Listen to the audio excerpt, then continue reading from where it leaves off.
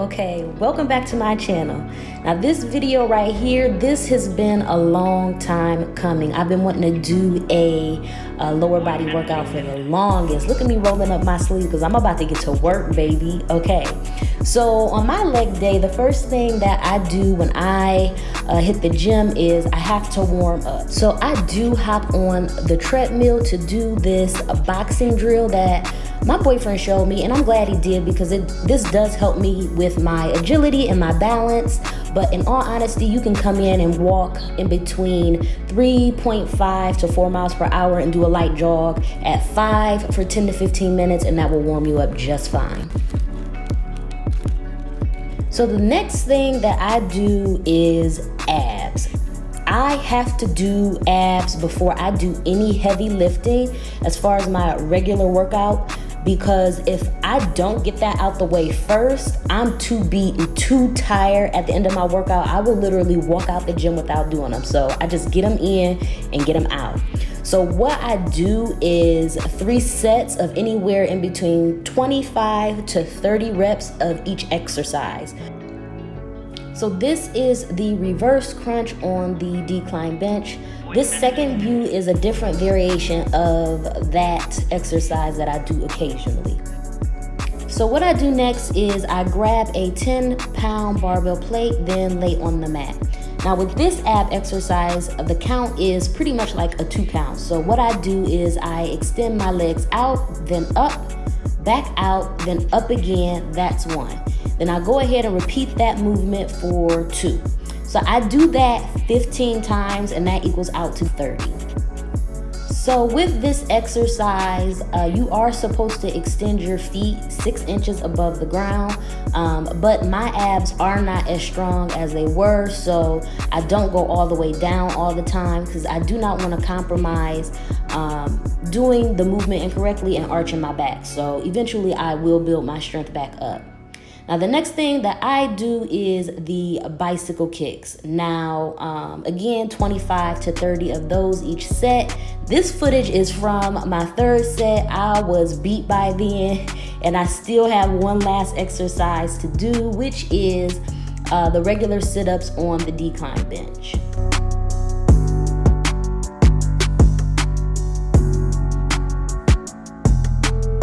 I kid you not, I swear I said a little prayer at this point because sometimes it just takes everything in me to get through my ab workout.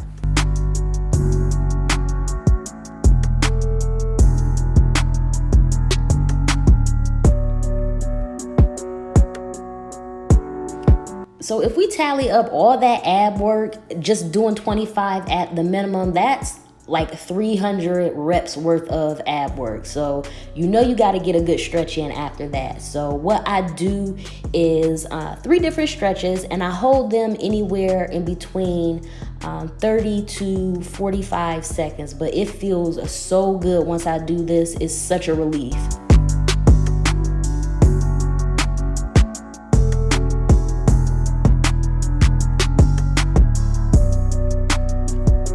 So this exercise does help stretch your back.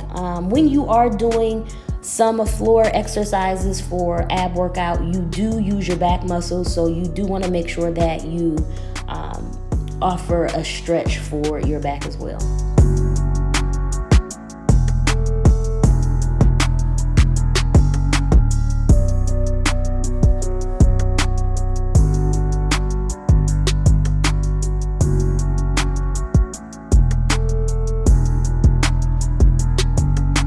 Next, I do my dynamic stretches.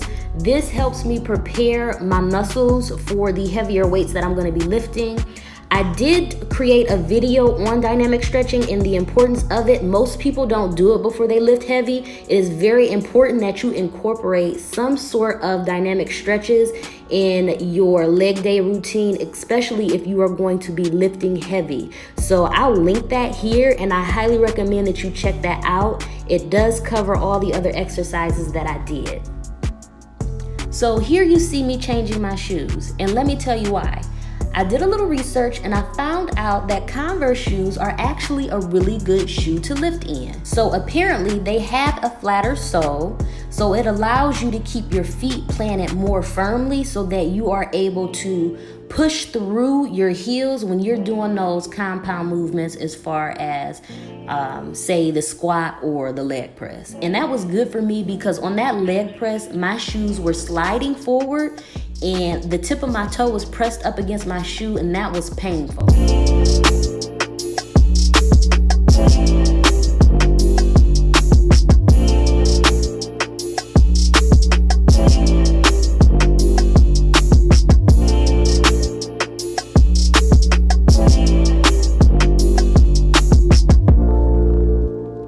What better way to break my new shoes in and make sure that I'm comfortable other than some single leg lunges with body weight only?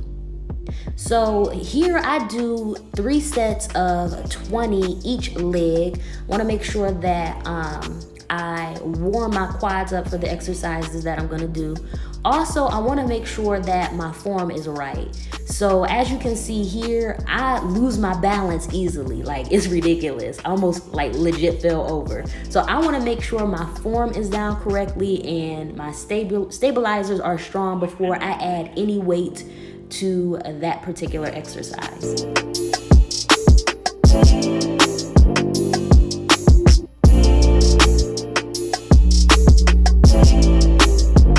So boom. Since I'm starting off leg day with hip thrusts, I want to make sure that my glutes are activated. So I'm going to do a couple of fire hydrants, some donkey kicks, and some glute leg extensions to make sure, again, that my glutes are activated and ready to lift. So 15 to 20 reps each leg, 3 sets, and I should be good to go.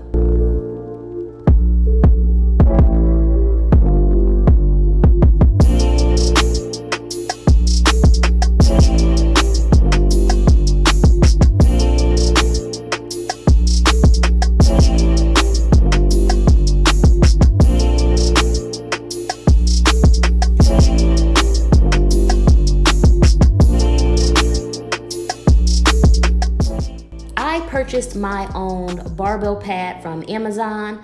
Personally, I cannot complete a hip thrust without it. Doing it bare, it really hurts. It's painful. It does put too much pressure on my pelvis and it makes it difficult to get through the workout. So I definitely went ahead and purchased mine. I don't feel no ways about using it. I would highly recommend that you do it as well. So I do a couple of reps with just the bar itself to make sure that the setup is right and that I am comfortable with the form that I'm using in completing the hip thrust movement.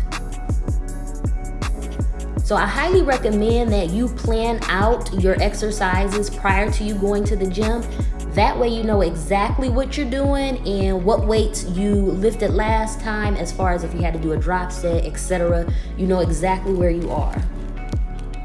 With hip thrusts, I do the pyramid sets. So I'll do the least amount that I can do at 15 reps. Then I'll add weight and do as many as I can. Well, I try to get to 12. If I can't, then I'll do a drop set, then max out at as many as I can do. Then I'll try to do 10. If I can't go ahead and finish that, then I'll do another drop set.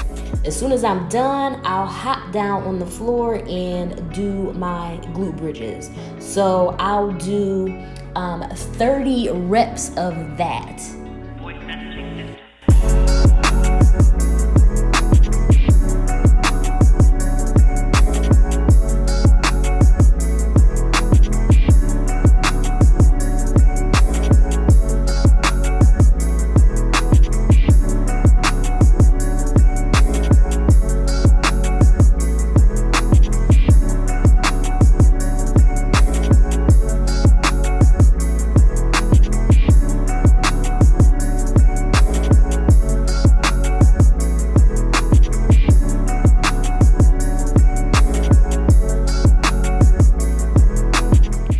Another thing, I try to make sure I'm maintaining that mind-muscle connection. So at the top of this hip thrust, I try to make sure that I squeeze my glutes and that I am pushing through my heels.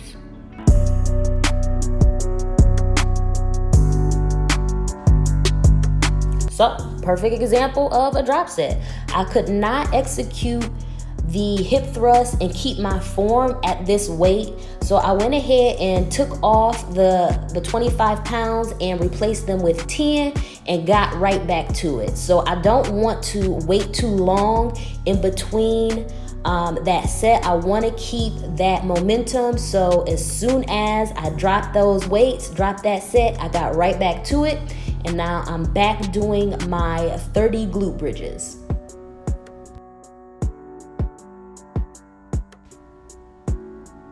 Okay, so if it ain't obvious already, your girl trying to grow her a peach, y'all, like James and the Giant type peach, okay? So the next machine that I do is the hip abduction machine, and I start off with a warm-up anywhere in between 20 to 25 reps.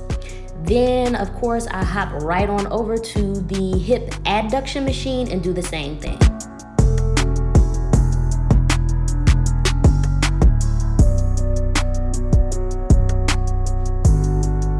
Now, in between these two exercises, I like to try to do some sort of body mechanics to keep my quads and my hamstrings activated, because I haven't yet gotten to the exercises that I'll be doing for those.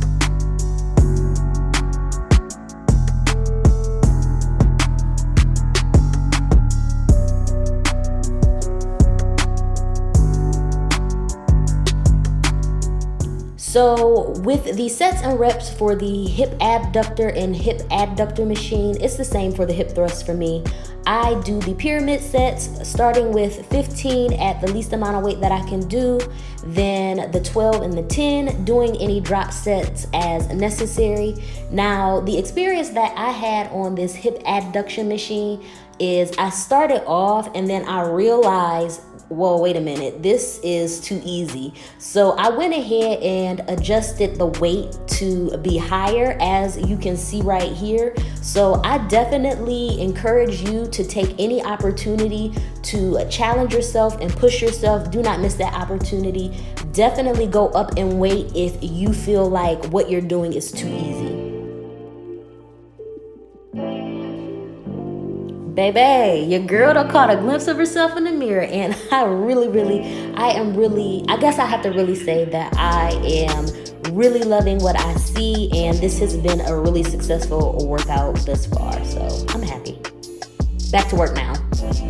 So the next exercise that I am doing is in reference to my calves.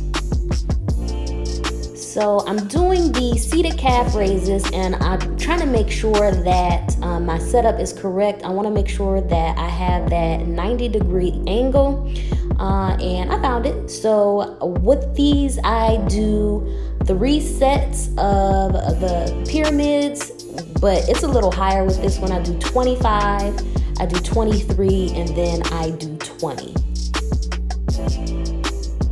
We done finally made it to the quads, y'all. So I try to make sure this adjustment is all the way back first, and then I make any other necessary adjustments that I need.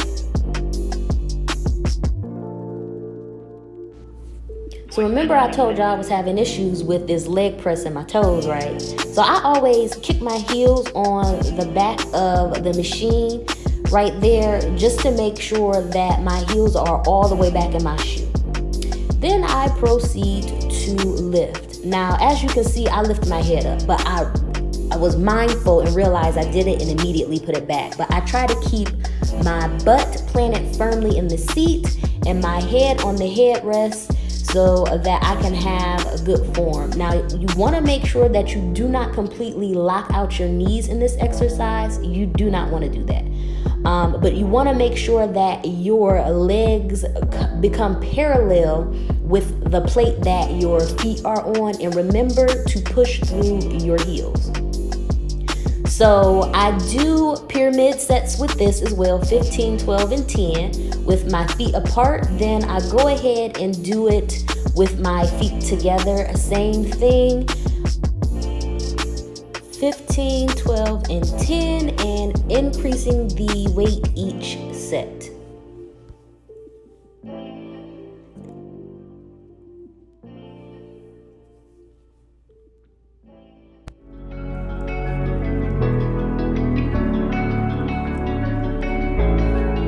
So like I said, I've been out of the gym for a while, so I was proud of myself. So like I said, slowly but surely, I'm getting back.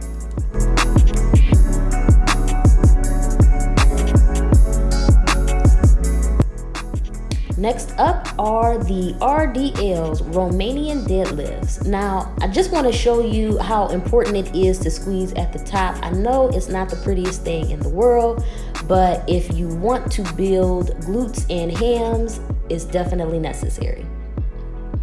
Squeeze them cheeks, okay?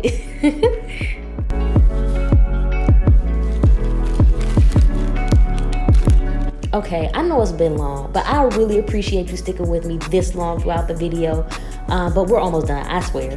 Next, we have the standing calf raises. I do 25, 23, and 20 as far as the reps and sets for that.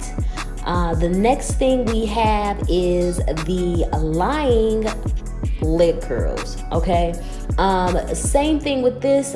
As far as the pyramid sets for the hip thrusts, 15, 12, and 10. Then I also do one leg at a time, drop the weight to about 10 to 15, and do 12 reps per leg for the 3 pyramid sets.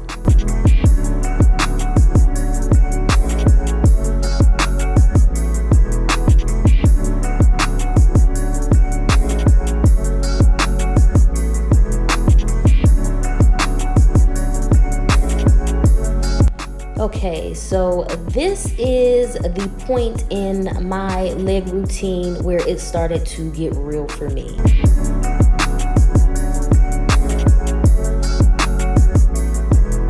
The weight that I'm using is, I think that's a 50-pound barbell, and I just wasn't stable. Like, my legs felt like jello, so I couldn't get through it. So I tried to pick up where I left off from when I was going consistently to the gym, and in all honesty, that just wasn't realistic. So I really had to stop and look at myself in the mirror and say, baby, you tried, you really tried, and you couldn't get through it. And that's okay. It just really gives me a goal to shoot for next week when I do my leg day. So something I noticed, I was responsible and did my static stretches after my workout. However, I have 2 full bottles of my BCAAs there. I was not staying hydrated throughout my workout. That is exactly why I couldn't finish it. So, prime example of what not to do. Nonetheless, I thank you for sticking with me throughout this entire workout. I know it was long, but let me know in the comments below if this is something that you would try on your next trip to Planet Fitness. I will be posting more of my workouts as far as what I do for, chest day, arm day, back, shoulders, that sort of thing. So if there's anything you want to see in particular, let me know in the comments below. Be sure to subscribe and turn on the notifications so when I do post, you do not miss it. But I thank you, and I see you next time.